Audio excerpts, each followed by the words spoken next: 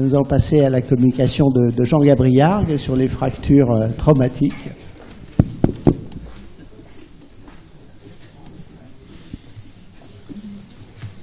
Pour passer ici. Gérard. Merci Gérard, de m'inviter. Tu peux venir me voir pour faire une nucléolyse à l'ozone, ça marche pas mal. Merci de m'inviter dans votre note de l'Assemblée à venir vous parler de traumatismes récents et de vertébroplastie. Cette technique, depuis quelques années, on l'utilise de plus en plus dans le cadre du traumatisme récent. On en fait depuis 1995 environ, mais depuis les années 2000-2005, on a augmenté considérablement l'activité à ce niveau-là. Et du fait d'une raison particulière, c'est que le service de neuroradio travaille de façon conjointe avec le service de neurochirurgie depuis longtemps, et la chirurgie du rachis en Auvergne est faite par les neurochirurgiens. Donc on a un afflux centralisé de patients traumatiques sur le CHU. Et la majeure partie les 3/4 des vertébroplastiques l'ont fait sont des traumatismes récents. Alors la technique, je ne vais pas trop m'appesantir, on utilise un anesthésiste, toujours, on a la chance de pouvoir l'utiliser. On a fait au début les vertébroplasties, notamment dans le cas du traumatisme, avec intubation, avec une anesthésie générale. On les fait maintenant sans intubation, mais avec un anesthésiste, une sédation quand même poussée, parce que ce sont des gens qui sont très douloureux. Cette procédure est faite en procubitus dans une salle de radiologie interventionnelle avec un biplan, et ça c'est bien pratique pour faire ce type de procédure, voire dans certains cas on utilise le scanner de l'IMABLOC pour les vertèbres dorsales hautes notamment. L'hospitalisation est généralement brève, de 2 à 3 jours, fonction évidemment du traumatisme. La voie d'abord, alors elle intéresse essentiellement pour le cas qui en particulier nous intéresse, le rachis dorsal et le rachis lombaire. On utilise généralement plutôt une voie postérolatérale depuis longtemps, et pour le rachis dorsal inférieur et le rachis lombaire, et une voie transpédiculaire voire extrapédiculaire sous scanner pour le rachis supérieur lorsqu'on a à le faire, ce qui est beaucoup plus rare. Alors pourquoi on utilise plutôt la voie postérolatérale? Ça nous évite de mettre 2 aiguilles, on est un peu feignant finalement, et ça va plus vite, finalement on s'en porte pas plus mal depuis de nombreuses années qu'on l'utilise. Bon, le matériel utilisé est une seringue à vis avec un raccord long qui nous permet de nous éloigner de la zone d'injection et de se protéger sur le plan des rayons. L'aiguille est une aiguille de 11G pour le rachis lombaire, à biseau, à une 13G pour le rachis dorsal, et on utilise le marteau pour enfoncer cette aiguille, surtout qu'on a affaire quelquefois à des gens jeunes avec des os assez résistants. Alors il y aurait peut-être la solution des petites perceuses qui apparaissent sur le marché, mais pour l'instant on n'en a pas l'expérience. Le type de ciment utilisé, c'est le non résorbable acrylique. On a utilisé longtemps le Palacos, je l'utilise encore, je l'aime bien. Associé au tungstène, sorti du frigo, ce qui est un ciment qui a une polymérisation très linéaire. Et j'aime bien ça parce qu'on peut travailler ce ciment, jouer sur la chaleur intracorporelle et extérieure pour progressivement l'injecter. Il y a d'autres ciments, maintenant il y en a tout un tas, qui sont plus ou moins hyper visqueux, mais qui sont souvent hyperboliques et qui restent à une viscosité constante pendant longtemps, et puis après qui nous sont moins sensibles à cette variation de température intra-extra-corporelle. Les ciments résorbables, pour l'instant, n'ont pas prouvé leur efficacité, on ne les utilise pas. Ça serait idéal dans les traumatismes récents du sujet jeune, mais ils sont difficiles à utiliser, de faible tenue mécanique. La quantité injectée, elle est fonction de la taille de la vertèbre. Lorsqu'on a des grosses vertèbres, on peut aller jusqu'à 10 cc. Lorsqu'on a des petites vertèbres, dorsales supérieures, on met 2 cc, 2 cc et demi. Il faut quand même mettre une quantité de ciment suffisante pour avoir une bonne stabilité mécanique. Et on l'injecte préférentiellement, mais évidemment, dans la zone la plus sensible, dans les 2 tiers antérieurs du corps vertébral. Alors les indications dans le cadre des traumatismes, ce sont des fractures stables de type A selon la classification de Magers et sans signe neurologique. Ça, c'est la bonne indication. On peut avoir des types A1, A2, A3, on en a fait dans ces différents types. Les fractures instables, bien sûr, de type B et C, sont une contre-indication aux vertébroplasties. Cette vertébroplastie pourra être complémentaire après éventuellement un montage court chirurgical, ce qui évitera dans ces cas-là de mettre des montages trop longs. Les contre-indications générales sont celles qu'on rencontre partout, troubles de la coagulation non corrigeables, infections osseuses, mais c'est rarement le cas dans ce type d'indication, et des contre-indications éventuellement à une sédation, à une anesthésie générale. Alors un exemple, voilà une fracture du corps vertébral de T12, donc revue au scanner dans les différents plans. L'abord postérolatéral qui est fait, qui permet de mettre l'aiguille à la partie tout antérieure du corps vertébral, mais même à sa partie gauche, qui permet de bien remplir l'ensemble du corps vertébral, avec un respect du canal rachidien, bien sûr, et des foramens. Il y a des passages discaux assez fréquemment lorsque le plateau est fissuré ou détruit, mais qui ne pose pas de problème particulier. Un autre cas ici, de la même façon, un abord postérolatéral gauche et l'injection de 10 cc de ciment dans les deux tiers antérieurs de ce corps vertébral.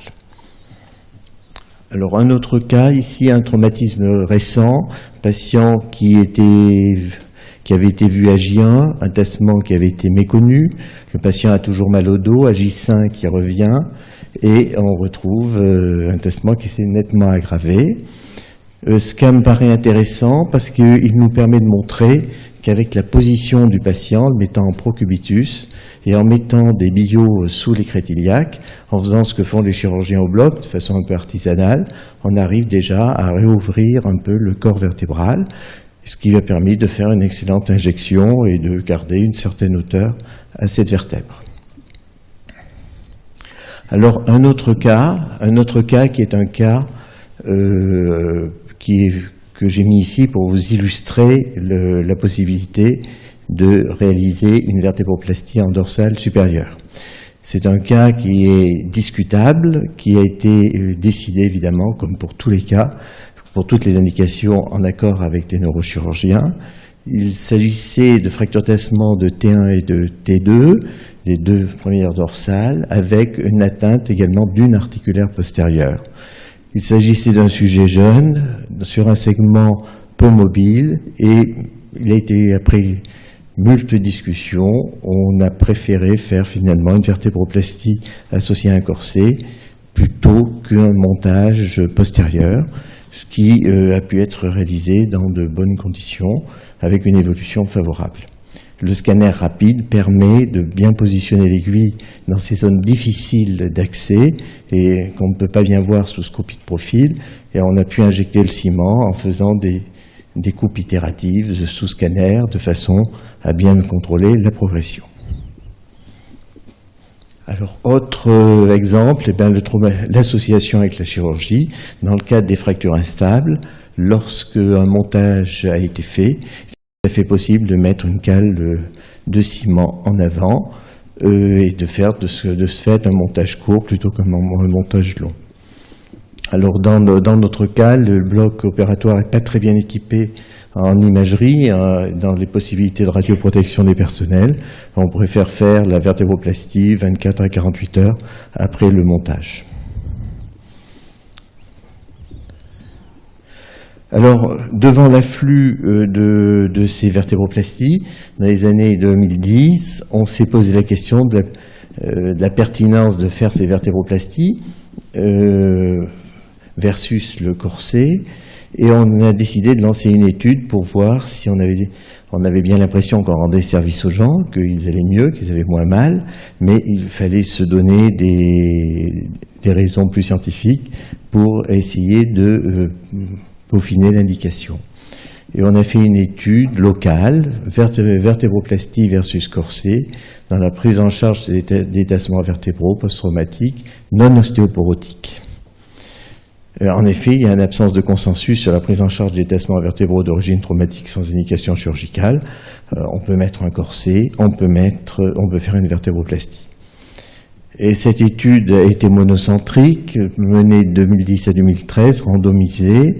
Elle a étudié principalement le handicap fonctionnel selon le score de Eiffel à 1, 3 et 6 mois, et puis des objectifs secondaires ont été dégagés, la douleur à 48 heures, on savait déjà que ça allait mieux au bout de 48 heures quand on fait une vertébroplastie, mais aussi à 1, 3 et 6 mois, la qualité de vie à 1, 3 et 6 mois, et l'anatomie en étudiant la hauteur des corps vertébraux et les angles de syphose. Les critères d'inclusion et d'exclusion ont fait que l'on a sélectionné des gens qui étaient plutôt des fractures pures, où il n'y avait pas trop d'éléments adjacents pour pouvoir étudier l'évolution, et notamment la douleur, de façon sans parasite. Alors cette population a comporté 99 patients, une moyenne d'âge de 45 ans, prédominance masculine, plusieurs étages fracturés, dans 25% des cas quand même, malgré notre sélection. Et on a étudié donc une branche tirée au sort, corset pur, qui était mis pendant 3 mois, versus vertébroplastie pure, sans corset. Les résultats nous ont montré que le handicap fonctionnel était nettement moins important dans le bras vertébroplastique que dans le bras corset, et ceci à 1 mois, 3 mois et à 6 mois. Pour la douleur, à 48 heures, la douleur était nettement moins importante. Par contre, à 1 mois, la douleur était un peu plus importante dans le bras vertébraux que dans le bras corset. Ce qui nous a un peu étonné au départ, mais en fait qui est tout à fait réaliste, dans la mesure où le traumatisme n'est pas qu'osseux, il est également musculaire, ligamentaire, et les gens qui avaient un corset et qui étaient au repos étaient moins actifs que les gens qui avaient eu une vertébroplastie et étaient sans corset, et donc tout l'élément musculo-tendineux était sans doute moins bien traité sans le corset. Donc ce qui explique peut-être que la douleur était un peu plus importante. Ensuite, on voit que cette douleur s'étale, devient égale, puis a tendance à être moins importante dans le versant vertébroplastie. Il aurait peut-être fallu poursuivre l'étude plus longtemps pour voir les différences apparaître. Les objectifs secondaires, également qualité de vie, étaient meilleurs, qu'ils soient physico-psychologiques au niveau de la vertébroplastie. Pour ce qui est des données anatomiques, on a vu lorsqu'on étudiait les hauteurs en post-traitement, même un effet pseudo-kyphoplastie, puisque la hauteur était légèrement augmentée par rapport au témoin initial dans le versus vertébroplastie, et elle se maintient surtout dans le temps par rapport au corset où la hauteur a tendance à diminuer dans le temps. Les durées sur l'arrêt de travail, c'est un élément corollaire, étaient très en faveur du versant vertébroplastie. Donc cette étude nous a conforté dans la poursuite de l'indication dans ce genre de traitement. Alors, je vais vous parler rapidement d'un deuxième élément, c'est la kyphoplastie qui peut tout à fait s'associer à cette vertébroplastie dans ce type d'indication, qui est une technique justement qui vise à restaurer une hauteur vertébrale sur le tassement. Et on a vu l'intérêt qu'il y avait à augmenter, à garder une hauteur vertébrale, pour les douleurs résiduelles au long terme. Alors il y a différentes techniques, le ballon, le stint et le cric. Et le cric, le spin jack, qu'on appelle spin jack, nous a séduit parce que ça nous paraît être une technique qui est efficace sur le relevé de la vertèbre et qui peut surtout la maintenir relevée pendant qu'on met du ciment. Le problème, c'est qu'il faut un abord bilatéral un peu systématique, avec du matériel un peu gros, c'est du 9F au lieu du 11F, et il faut un tassement, bien sûr, très récent, plus il est récent, mieux ça vaut, au moins inférieur à 10 jours. Alors voilà un exemple où on voit les canules en place, le spin jack qui est mis en place, qui va être relevé ici, vissé. Donc le cric va être relevé pour relever le plateau et ensuite il va être englué dans le ciment. Donc qui donne un résultat qui paraît esthétiquement tout à fait satisfaisant, avec un lever intéressant. Alors, qu'est-ce faut-il faire, vertébroplastie ou kyphoplastie, selon avec Spinjak ou une autre méthode? On se rend compte que pour ce qui est de la douleur, de la stabilité de la fracture, c'est pareil. Pour la hauteur, on voit que la vertébro, ça a tendance à remonter la vertèbre un petit peu, on arrive à le faire en mettant en position, dans les positions adéquates, mais c'est certainement insuffisant. Peut-être que le Spinjak tendrait à restaurer mieux la hauteur, on a l'impression. Alors, est-ce que c'est intéressant ou non? Pour les sujets âgés, on préfère garder la vertébroplastie. Pour des sujets jeunes qui ont une fracture unique et qui ont un traumatisme récent, c'est peut-être une bonne indication. On en met quelques-uns. Le problème de ce Spinjak, c'est quand même son coût. On l'a dit tout à l'heure, c'est 8 à 10 fois plus que la vertébroplastie. Et il faudrait que des études solides pour connaître l'effet sur la douleur à long terme, qui est quand même pas encore complètement démontré dans toutes les études. Voilà ce que j'avais à vous dire sur ce sujet, pour faire un petit panorama sur la situation. Merci, très intéressante présentation. Qui fait les commentaires? C'est moi. C'est moi qui fais les commentaires. Moi, je trouve quand même qu'il y a sur toutes ces questions une grosse discussion sur vertébroplastie. Et il ne faut pas parler de kyphoplastie, c'est un terme qui m'agace, ça n'existe pas. C'est en français la vertébroplastie expansive. Et en termes anglais, c'est vertebral augmentation. En fait, la vertébroplastie expansive, ça regroupe toutes les techniques avec la kyphoplastie, la mise en place de stent et le Spinjak.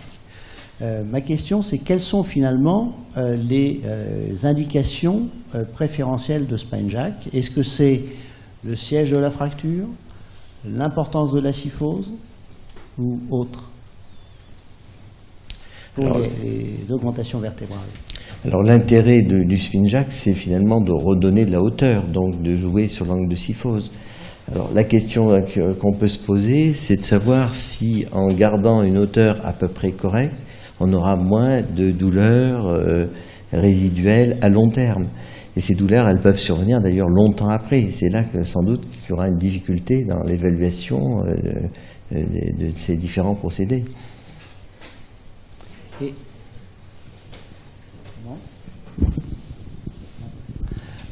l'autre question, finalement, pourquoi est-ce que vous passez par voie parapédiculaire au niveau thoracique? Parce que nous, on a l'habitude de passer en voie transpédiculaire, c'est extrêmement simple. Et ça permet d'avoir quelque chose qui est beaucoup plus symétrique en termes de remplissage. Et je pense que la balance, qu'elle soit sagittale ou qu'elle soit frontale, est importante dans le résultat sur ces fractures traumatiques, en particulier chez les jeunes. Je suis un petit peu étonné de cette voie d'abord. Alors cette voie d'abord, on l'utilise depuis longtemps pour nous éviter de mettre deux aiguilles en fait. On fait le plus souvent qu'une seule fonction. Et en positionnant bien l'aiguille à la partie antérieure, voire légèrement contralatérale, on arrive à avoir un bon remplissage. Bon, de temps en temps, il est nécessaire de mettre la deuxième aiguille. C'est une question c'est pour éviter de faire deux voies d'abord. Et nous n'avons pas eu de problème particulier. On gère le problème de la distance à laquelle elle va fonctionner en repérant, en simulant sur le scanner préopératoire que l'on a toujours, la voie idéale pour ne pas faire pneumothorax ou pas avoir de problème de ce type-là. Oui. Oui, merci. J'avais une question concernant, vous avez évoqué le Spinjak plutôt pour le sujet jeune, vous avez évoqué un volet de restaurer la hauteur. J'imagine que vous l'évitez sur le sujet âgé à cause de la qualité osseuse du plateau, c'est-à-dire soulever 2 criques pour soulever un plateau, c'est peut-être l'élément qui vous fait réserver cette technique au sujet plus jeune, ou est-ce qu'il y a d'autres éléments? Donc, il peut y avoir la fragilité de la vertèbre, il peut y avoir également la rapidité du geste, c'est un peu plus long, c'est un peu plus lourd, il faut... Jusqu'à maintenant, les Spinjak, on les a fait sous anesthésie générale, alors que les vertébroplasties, dans 90% des cas, on les fait sans anesthésie générale. Donc c'est un élément qui compte. Hein. Alors, j'aurais une autre question. Par exemple, au niveau de la charnière dorso-lombaire, si après la mise en place d'une vertébroplastie ou d'une vertébroplastie expansive, il reste une kyphose résiduelle importante, qui peut arriver, est-ce que vous traitez les vertèbres adjacentes de manière à avoir une stabilisation segmentaire? Alors, il a été montré que le fait d'avoir une kyphose avec du ciment sous-jacent majorer le risque de fracture adjacente. Alors là, je n'en ai pas parlé parce que bon, le sujet était plutôt dans le cadre du rachis ostéoporotique. Lorsqu'on a un traumatisme récent sur un rachis ostéoporotique, notamment au niveau des segments les plus mobiles, au niveau de la charnière, on a tendance à systématiquement traiter la vertèbre du dessus. Depuis assez longtemps, en faisant le raisonnement suivant, on crée un point dur, il y a déjà un début de kyphose, et le travail mécanique finalement qui va se faire localement sur le coin antéro-inférieur fera que ce coin risque de lâcher, et on essaye de le solidifier de façon à ce que la vertèbre sous-jacente portera beaucoup plus à plat, et donc il y aura des conditions meilleures. Mais bon, c'est un petit peu de l'empirisme. Hein. J'ai vu que des publications avaient été faites et qui montraient que finalement, ce concept de vertébroplastie préventive n'était pas pouvait se discuter, pouvait être intéressant. Merci. Oui. Mais une chose très importante dans l'ostéoporose, comme on l'a dit tout à l'heure, c'est le traitement anti-ostéoporotique, quoi. Oui, mais il est efficace au bout de 6 mois. Mais il est efficace au bout de 6 mois. En matière de traumatologie de sujets jeunes, lorsqu'il ne se pose pas des questions de consistance osseuse, je reviens à une question qui a été posée tout à l'heure à notre orateur. Est-ce que vous avez essayé la manœuvre de Boller, avec les précautions qui s'imposent, pour essayer de faire la réduction sans avoir utilisé un dispositif mécanique propre à rendre à la vertèbre ses dimensions? Alors, on utilise, surtout lorsque les gens sont sous anesthésie générale, on met des billots sous les crêtes iliaques et on soulève même manuellement le bassin. On l'a fait de façon artisanale finalement sur notre table, mais on soulève le bassin manuellement pour essayer de créer l'hyperlordose et de rouvrir la vertèbre. Quasiment pour tous, quoi. Oui.